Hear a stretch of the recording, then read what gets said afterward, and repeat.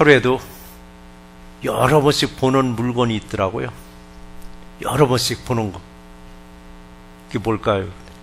거울이더라고요, 거울. 그 남자분들 그래. 아니, 아침에 한 번 보았지. 뭐 남자들이 거울 볼 일 있느냐라고. 화장실 가면은 손 닦고 나오면서 앞에 딱 버티고 있는 게 뭐예요? 거울이잖아요. 수없이 거울을 보더라고, 거울. 근데 이 거울을 보면서 어느 사람 활짝 웃어요, 어느 사람은. 거울을 보면서 참 웃어요. 근데 어느 사람은 거울을 보면서 찡그리는 사람도 있더라고요. 근데 거울은 놀랍게 내 모습 그대로 보여주고 있더라고요. 내 모습 그대로를. 맞잖아요. 내가 웃고 있는데 거울이 웃어요? 아니요. 그럼 내가 울고 있는데 거울이 웃느냐고요? 아니더라고요. 내가 웃었더니 거울도 웃고 있더라고요. 내가 오만상 찡그렸더니 거울도 오만상 찡그리고 나를 노려보고 있는 거예요. 이것은 거울만이 내 모습 똑같이 보여주는 게 아니에요. 거울뿐이 아니더라고요. 인간관계도 똑같습니다, 여러분. 인간관계도.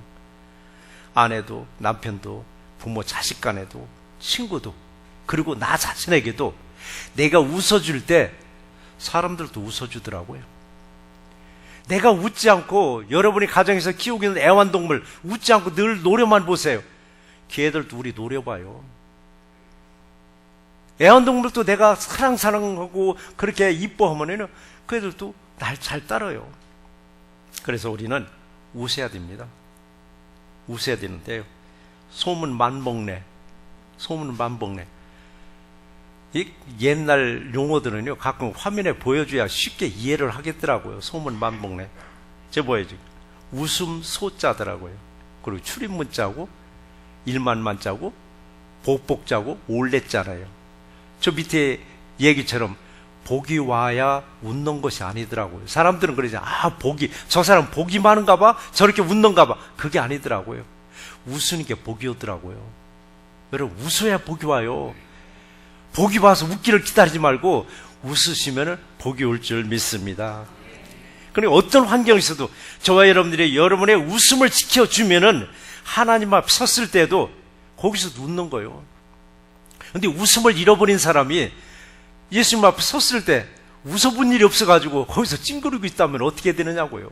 항상 웃으세요. 결국 나 자신을 웃으시고 이웃을 웃으시고 사물을 보고라도 웃으세요. 내가 웃어줄 때 모든 것도 내게 웃음으로 화답해 줄 줄 믿습니다. 우리가 웃을 때 예수님도 우리를 보고 얼마나 기뻐하시겠느냐고. 우리 웃는 모습을 보시고 내가 웃고 있으면요 세상도 나를 보고 웃더라고요. 세상도 반드시 나를 보고 웃어요. 내가 웃으면은 내가 세상을 보고 짜증내면 세상도 내게 짜증을 내고 있더라고요. 그래서 우리 올바른 신앙인의 자세는 항상 웃는 모습으로 세상에서 최선을 다해보세요. 그리고 주님께 한번 매달려 보세요. 나의 환한 모습을 보시고 그리고 내가 주님께 매달리는 그 모습에 반해가지고 예수님도 우리를 도와주십니다. 예수님 우리를 도와주실 때는 내가 생각하지도 않은 축복까지도 여러분에게 내려주실 줄 믿습니다. 하나님 오늘 우리에게 주시는 말씀 두 가지인데 첫 번째 말씀 무슨 말씀이냐면 절제하는 마음을 가져라. 절제하는 마음을 가지라 얘기입니다. 절제하는 마음을. 오늘 본문 내용은 어떤 내용이냐면 감옥에 갇혀있는 바울이 에베소 지역에서 목회를 하고 있는 디모데에게 보낸 편지 내용이 오늘 디모데 후서입니다. 근데 이걸 디모데 후서는 옥중서신이 아닌 걸로 사람들 많이 착각하고 있는데 디모데 전서와 디도서는 감옥에서 풀려나와서 일상 삶에서 편지를 보낸 거고 디모데 후서를 쓸 때쯤에는 다시 재수감된 상태에서 감옥에서 또 디모데에게 편지를 보냈습니다. 그래서 디모데 후서도 옥중에서 쓴 편지인 걸로 아셔야만 됩니다. 때로는 이게 잘 모르시더라고요. 그냥 하나의 목회 서신으로만 알고 있는데. 그리고 바울과 디모데의 관계도 우리는 아셔야 돼요. 바울과 디모데의 관계는 아버지와 아들 관계입니다. 육신의 아버지와 아들 관계, 영적인 아버지와 아들 관계. 그래서 디모데 전서 서두에도 디모데 후서 서두에도 편지글의 인사말을 이렇게 썼잖아요. 믿음 안에서 참 아들 디모데에게 편지하노니라고 했어요. 참 아들이라는 말을 썼더라. 참 아들. 마치 아버지가 여러 명의 아들을 뒀는데 그 중에서도 정말 사랑하는 아들, 참 아들에게 편지하듯이 이렇게 따뜻하게 권면의 편지글이 뭐냐? 디모데 후서이기도 합니다. 자, 우리에게도 영적인 아버지가 있을까? 여러분에게도 영적인 자녀가 있을까요? 영적인 자녀들이 있으면 여러분의 영적인 믿음의 자산을 그 자녀들에게 물려주셔야 됩니다. 영적인 내 멘토가 있으면 어려움이 있을 때 혼자 꿍꿍 앓지 마시고 그 멘토를 찾아가서 또 기도받을 수도 있고, 영적인 아버지를 둘 수 있고 영적인 자녀를 둔 사람이 사실은 행복한 사람들이에요. 그래서 영적으로 행복한 사람들이요, 육신적으로도 참 행복을 누리며 살아가더라고요. 영적으로 행복한 사람들이. 근데 육신적으로 행복하다고 하는 사람들은 순간순간 자꾸 뒤바뀌어요. 근데 영적으로 행복한 사람들은 어떤 환경에서도 늘 행복을 누리며 살아가는 것을 우리가 볼 수가 있더라고요. 그리고 행복한 사람은 섬김을 받기보다는 섬겨주기를 원하더라고요. 섬겨주기를. 자, 내일 우리 이제 권사회하고 일남전도회, 일여전도회 야외 예배를 간대요. 거기서 가서 보니까 제가 제일 어려요. 그럼 가서 제가 고기 구워야 돼요. 섬겨주러 가야 되니까. 고기 사놓은 거 맞아요? 고기 샀어요? 원래는 도시락만 가지고 간다는데 장로님이 그래도 야외에 가면은 고기가 있어야 된다고. 그래서 제가 섬기는 마음으로 고기 열심히 굽겠습니다. 더러 태우더라도 그냥 은혜로 좀 드시기 바랍니다.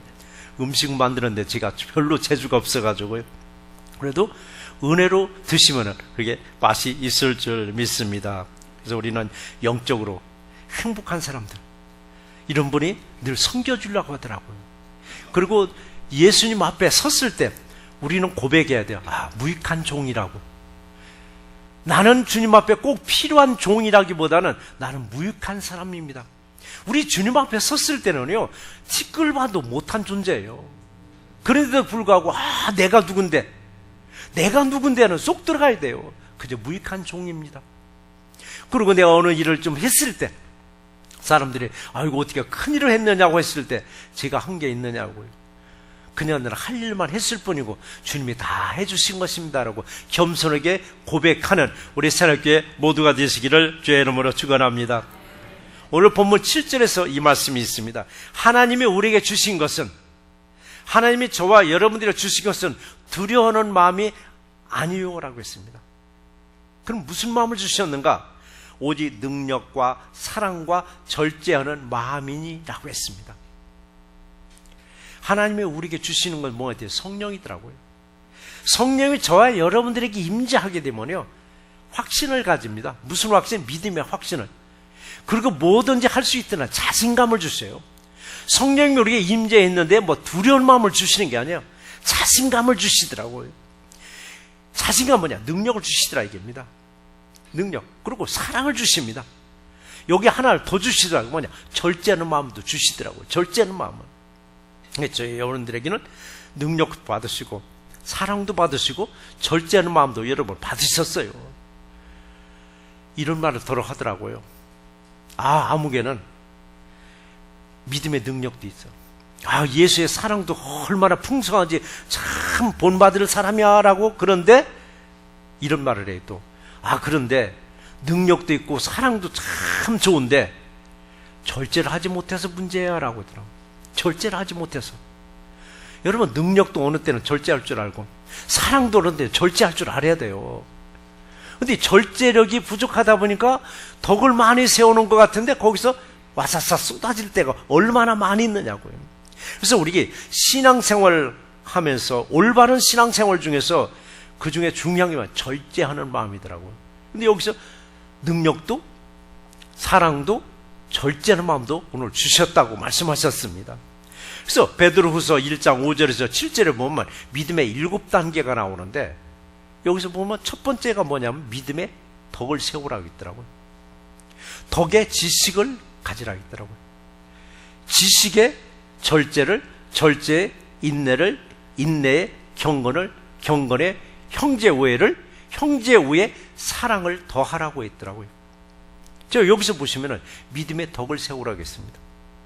믿음이 아무리 좋으면 뭐냐고요? 덕을 못 세우면 다 쏟아지는 거예요. 덕을 못 세우면. 근데 덕을 세워야 되는데 뭘 알아야 덕을 세우지? 믿음의 덕의 지식. 지식이 뭐냐? 세상 지식이 아니에요. 연예인 많이 안다는 지식이 아니고, 스포츠계 뭐 많이 안다는 지식이 아니고, 하나님을 아는 지식을 가져야 되는데, 이 지식도 문제더라고요. 지식을 가졌을 때 절제하는 마음을 가지고 있지 아니하면은 때와 장소를 가리지 않냐고 이게 막 그냥 얘기하는 거예요. 때가 있고 장소가 있고 가릴 때가 있고 가려서는 안 될 때가 있는데 이 절제가 안 되니까 막 그냥 얘기하는 거예요. 나만이 하나님 아는 지식을 다 가진 것처럼 하다 보니까 사람들로부터 뭐예요? 손가락질 당하더라고요. 아는 건 많은데 이 쓸데없는 거 많이 안다라고. 이게 뭐예요? 절제력이 없다 보니까 그렇더라고. 절제력이 없다 보니까. 그래서 우리 이건 절제력이 없다면 올바른 신앙생활을 할 수가 없더라고요. 하나님 아는 지식도 풍부할 때 우리는 정말 절제하지 못하면 사람들로부터 교만하다 소리 듣고 또 방정막다 소리를 또 듣게 되더라고요. 그래서 우리는 올바른 신앙생활 뭐냐? 하나님의 능력도 받으시고 하나님의 사랑도 내게서 나오는데 절제까지 여러분 할 수 있으면 금상첨화가 되겠더라고요. 그래서 여러분 사랑도 능력도 절제까지도 받으셔서 겸손하게 신앙생활하는 우리 모두가 되시기를 주의 이름으로 축원합니다. 근데 7절에서는 절제하라고 했는데, 절제하는 마음을 줬다고 했는데 6절에서 기록을 보니까 불일듯 하게 하라고 했더라고요. 불일듯. 불일듯 뭐냐? 불을 지펴가지고 활활 태우라는 얘기더라고요. 이게 뭐냐면은 잠든 은사를 깨우라는 얘기입니다. 잠든 은사를. 6절을 다시 한번 보시면은 내가 나의 안수함에 내 속에 있는 하나님의 은사를 다시 불릴듯 하게 하기 위하여 너로 생각하게 하노라라고 했습니다. 저와 여러분들의 마음속에는 잠재적으로 잠들어 있는 하나님이 주신 은사들이 다 숨겨져 있습니다. 근데 은사는 사용하면 사용할 수 있도록 불이 일어나도록 활활 타올라요. 불이 일어나듯이. 그래서 사도 바울은 디모데에게 말하는 거예요. 내가 너에게 안수한 것을 생각하라고. 내가 너에게 안수한 것을 기억해보라는 얘기입니다. 기억하고 네 속에 잠들어 있는 은사를 깨워서 다시 불이 일어나게듯 하여서 네 에베소 교회의 사역에 조금도 부족함 없이 충실하게 임하라고. 내가 너에게 안수한 것을 생각하라고 했습니다. 그래서 여러분 생각하게 하노니 뭘 생각하게 한다고요? 내 속에 있는 어떤 은사들이 숨겨져 있는 것을 여러분 생각해 보셔야 돼요. 그래서 우리는 기도할 때 나 자신을 놓고 기도해야 돼요. 내게 어떤 은사가 숨겨져 있는가? 내게 그 은사를 나는 과연 주님을 위해서 쓰고 있는가? 내 살아가는데 그냥 하나의 도구로 쓰고 있는가? 우리 기도할 때 자기 자신에 대해서 기도가 어느 때는 부족할 때가 있어요. 이웃을 위해서, 자녀들을 위해서, 형제들을 위해서, 부모들을 위해서 열심히 기도하는데 내 자신을 위해서 우리는 얼마나 기도하는가? 그저 건강만 달라고 기도할 것이 아니라 그저 돈 많이 벌라고 기도만 할 것이 아니라 내게 숨겨진 은사를 깨워서 주님의 일을 잘 감당할 수 있기를 기도하는 우리 모두가 되시기를 주의 이름으로 축원합니다. 내 속에 잠재된 놀라운 능력을 여러분 잠들게 놔두지 마시고 불을 붙여서 여러분 깨우셔야만 합니다. 잠든 내 은사들이 불이 일어나듯 타오를 때 그때 또 절제하는 마음으로 또 겸손하고 또 겸손한 자세로 한번 어느 일이든 한번 일해 보세요. 주님의 살아있는 역사를 날마다 저와 여러분들에게 임할 줄 믿습니다. 자, 절제하는 마음을 가졌을 때 두 번째 우리에게 주신 말씀이 뭐냐면 복음과 함께 고난을 받으라고 했습니다. 복음과 함께 고난을 받으라고. 고난은 여러분 생각하기도 싫어해요. 고난이 뭐냐? 고생이잖아요. 누가 고생을 하고 싶어 하느냐고요? 그럼에도 불구하고 돌이켜보면 어땠었냐고요? 고난을 통과하고 난데 분명히 여러분들은 좋은 일이 늘 있었어요. 지금 이 순간에 여러분의 생각해보면 그래 참 고난의 같은 그 역경을 다 견뎠구나. 그 견디고 나니까 분명히 내 앞에 좋은 일이 있었구나. 결국 고난이 내게 무익한 것이 아니라 유익한 것을 알면서도 고난은 싫어하는 거예요. 고난은 싫어하는 거예요. 그래서 고난은 내게 유익이라고. 우리 이민자들의 삶을 한번 보시라고요. 참 고난 없이 이민자들이 살아온 삶은 아무도 없습니다. 고난 없이. 이민자들 항상 급해요. 막 이렇게 급한지 늘 급하고 어릴 때는 쫓기듯이 살다 보니까 고난을 잊고 살더라고요. 자기 세상에 고난이 온 것조차도 몰라요. 하도 바쁘게 살다 보니까. 고난에 묻혀서 살다 보니까 어떤 문제가 있느냐면 중요한 일과 급한 일에서 정말 중요한 하나님의 일을 놓칠 때가 우리는 수북하게 있더라고요. 하나님의 중요한 일들을 놓칠 때가. 믿음의 사람들에게 가끔 질문해봐요. 당신은 뭐 때문에 사는 것 같아요? 라고 질문하면요, 대다수 사람들이 이제 직분이 올라가면 올라갈수록 거의 비슷한 대답을 합니다. 나는 주를 위해서 산다고 대답들 하셔요. 제가 여러분들에게 개별적으로 그냥 물어보면 예, 저는 주를 위해서 살아요. 주를 위해서. 정말 나는 주를 위해서 살고 있는가?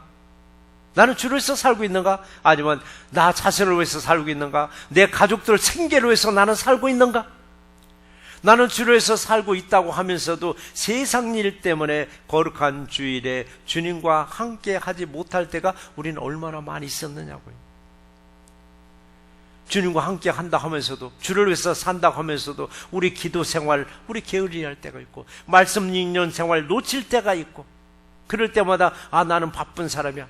나는 너무 바빠. 예수님 나의 바쁜 것을 아마 이해해 주실 거야 라고 하지만은 예수님은 절대 여러분의 바쁜 것 이해해 주지 않습니다. 우린 이렇게 영적인 일을, 가장 중요한 일을 놓치면서도 그 다음에 순서는 뭐냐? 감사를 놓치더라고요. 여러분의 삶 속에서 영적인 일을 놓치게 되면 감사를 놓치게 되더라고요. 감사를 놓치면은 감사 없는 삶은 여러분은 어딘지 모르게 삭막해지더라고요. 감사의 반대말이 뭐예요? 불평이더라고요. 불평이 습관화되면은요, 여러분이 정서적으로도 메말라져요. 정서적으로 내 이렇게 메말른가 했더니 감사가 없구나. 정서적으로 메말랐을 때 나 자신에게 계속 감사 한번 해보세요. 감사가 넘칠 때 여러분의 정서적으로 풍성할 줄 믿습니다. 또 어떤 사람은 예수를 위해서 산다고 고백을 하면서도 여전히 자신의 취미 생활에 쫓기다시피 하다 보니까 예수에게는 또 소홀히 여길 때가 얼마나 많으냐고요. 그러니까 급한 일이라고, 여러분 다 중요한 일은 아니더라고요. 급한 일과 중요한 일.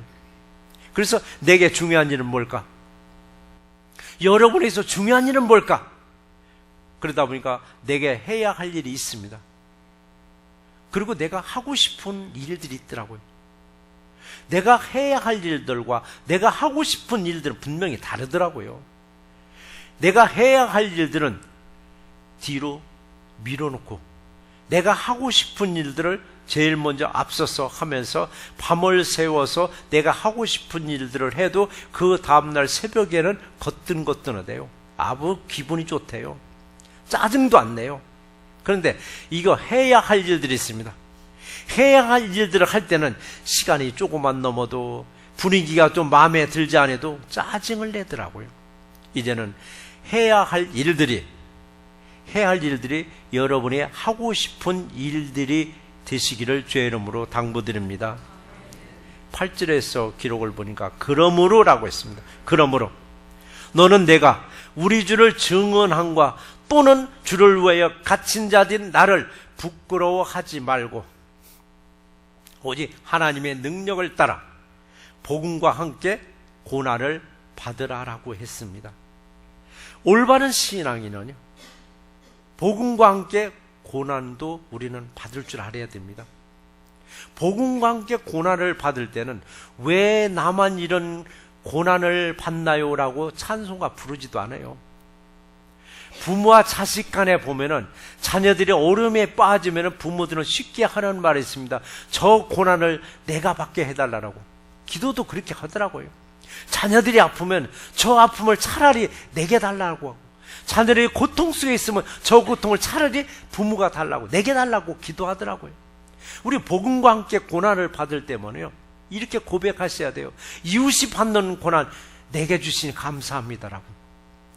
이웃이 받는 것보다 내가 받는 게 우리가 감사하다라고. 그 고난을 감사하게 받아들였을 때 이 고난이 결국은 유익으로 바뀔 줄 믿습니다.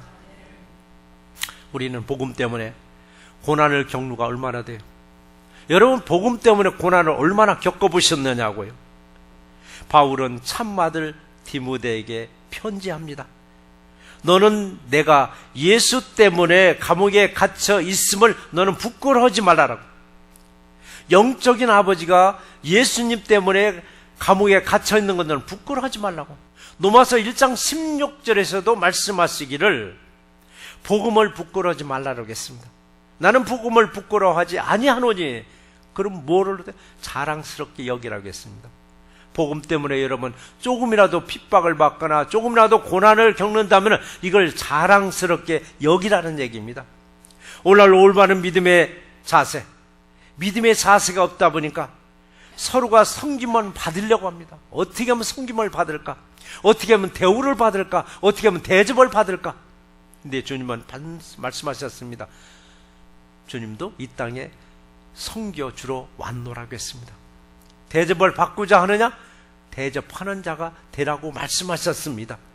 그런가 하면 내가 올바른 신앙의 자세가 서지 못하다 보니까 나도 모르게 예수님을 내 종처럼 여길 때가 여러분 있었을 것입니다. 예수님을 내 신부름꾼처럼 여길 때가 여러분 있었습니다. 예수님이 나를 세워주기를 기대할 때가 있었습니다. 내가 예수님을 세워주는 게 아니라 여러분이 예수님을 세워주는 게 아니라 예수님이 여러분을 세워주기를 기대하더라고요.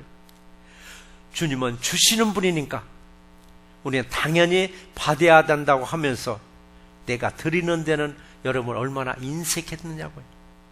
받기는 우리 좋아하면서도 드리기는 우리 얼마나 인색했느냐고요. 우리가 예수님을 영화롭게 하기보다는 예수님이 나를 영화롭게 해주기를 기대하더라고요. 우리가 예수님을 기쁘게 하는 것이 아니라 예수님이 내게 기쁨이 되어주기를 기대하더라고요.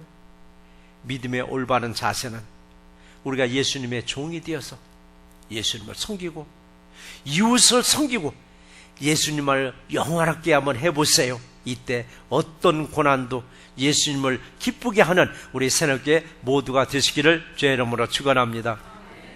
저는 믿음의 올바른 자세는요, 예수님으로부터 받은 것을 다시 되돌려 드릴 때 우리의 믿음의 올바른 자세가 여러분 세워집니다. 예수님께 뭘 받으려고만 줄을 설 것이 아니라 예수님께 뭘 드리려고 한번 줄도 한번 서보시기 바랍니다. 드린다는 게 뭐냐고요? 이런 물질도 드릴 줄 알아야 돼요. 그리고 내게 숨겨져 있는 은사도 우리는 드릴 줄 알아야 돼요. 내게 감춰진 물질도 감춰진 은사도 드릴 때 예수님 우리가 더 풍성하게 채워주실 줄 믿습니다. 그런데 우리는 예수님께 어떻게 드려야 될 것인가? 어떻게 드려야 될 것인가? 성경에는 전심이라는 단어가 있는데 신약보다도 구약에서 더 많이 썼더라고요.